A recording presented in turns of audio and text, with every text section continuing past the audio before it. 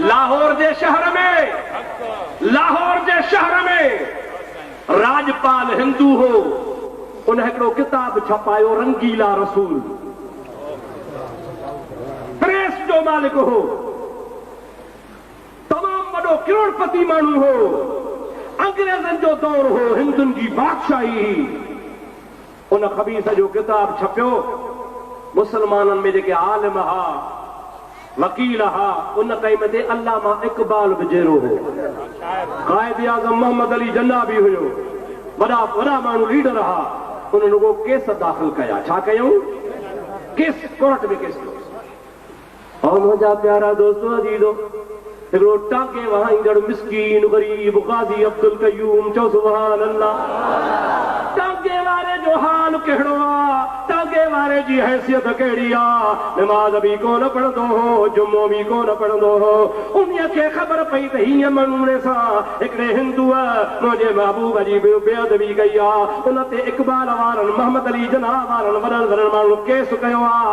हिन खे ख़बर पई, टांगो छो ॾेई, बाज़ार में वियो, शुरू वञी ख़रीद कई, तिखो करे पोइ छा कई, कॾहिं हाज़िरी आहे, कंहिं फलाणी तारीख़ ते आख़िरी हाज़िरी आहे। मुंहिंजा प्यारा दोस्तो, ही बि जज वारे कमरे में माण्हू सां गॾिजी वियो। अंग्रेज़नि जी हुकूमत ही अंग्रेज़ जे जज फतवा ॾिनी त कोर्ट सगोरी तोखे इंसाफ़ करे आज़ाद थी करे तो ते ॾोह कोन बीठो आहे। बसि हुन जो इहो जज जो ऐलान करणु त तोखे कोर्ट सगोरी आज़ाद थी करे। इन ग़ाज़ी अब्दुल क़य्यूम कोर्ट में टप ॾेई चयो आहे, नारे रिसालत या रसूल अल्लाह। मुंहिंजा दोस्तो अज़ीज़ो, उहो छुरो खणी जेको अंदरि कटहड़ो हो, उन कटहड़े में टप ॾेई अंदरि लॻेयो, चई जज तोखे छॾियो आहे, पर अब्दुल क़य्यूम जो खंजर तोखे कोन छॾींदो।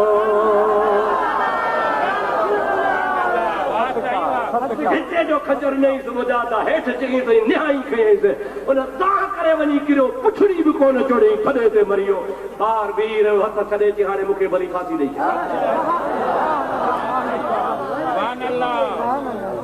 गिरफ़्तार थी वियो, केस हलियो ग़ाज़ी अब्दुल क़य्यूम ते। जज चयो त मां छॾण लाइ तयारु आहियां। इकबाल, डॉक्टर इकबाल ख़ुदि वकील आहे, कायद आज़म जे पाकिस्तान बनायो, उहो वकील आहे। ॿिन्ही खे जज चयो त रुगो हिनखे चओ, ग़ाज़ी अब्दुल क़य्यूम खे चओ, पंहिंजे मुंहं चओसि वञी मुलाक़ात करे त ईअं चओ त मूंखे ख़बर कान पई जोश में मां हिनखे मारियो, ख़बर न पई त हुनखे शक जो फ़ाइदो ॾेई छॾियांसि, तव्हां छॾिजो। इकबाल सम्झाए थो, मोहम्मद अली जिन्ना सम्झाए थो, ओ ग़ाज़ी अब्दुल क़य्यूम चओ, ईअं चओ त मूं कोन मारियो आहे, जे मारियो अथमि त मूंखे ख़बर कान्हे, जोश जी ॻाल्हि, एतिरो रुगो चओ छुटी वेंदे। रोई चए थो इकबाल, ओ मोहम्मद अली जिन्ना, अफ़सोस आहे मूंखे तव्हांजे हाल ते, अॼु 10 रातियूं मूंखे न क़ैद में थियूं हल। रोज़ानो रसूलुल्लाह दीदार कराईंदो आहे, महबूब जी ज़ात ज़ियारत कराईंदो आहे, ऐं हबीब फरमाईंदो आहे तोखे मुबारक हुजे, तोखे शहादत नसीब थींदी। अफ़सोस आहे जो तव्हां मुस्लमाननि जा लीडर मूंखे धमकायो था, मूंखे राह खां हटायो था।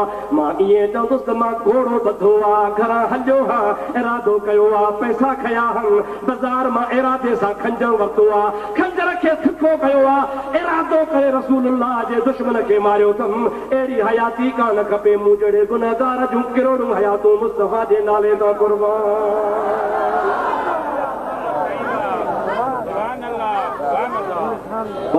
दुनिया ॾिठो, हुनखे फांसी अची वई पर क़बूल न कयो। हुनखे चोरी हुनखे गवर्नमेंट फांसी ॾिनी, फांसी ॾेई चोरी हिनखे दफ़न करे छॾियऊं।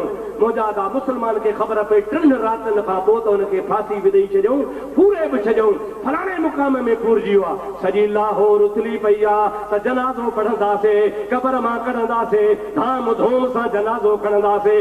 3 ॾींहं गुज़री विया, मई जून जुलाई जो छितो गर्मी जो महीनो आहे। 3 ॾींहंनि खां बाद में ग़ाज़ी अब्दुल क़य्यूम जो चेहरे खे कढियऊं। मुजादा ईअं ॼण त हाणे खिले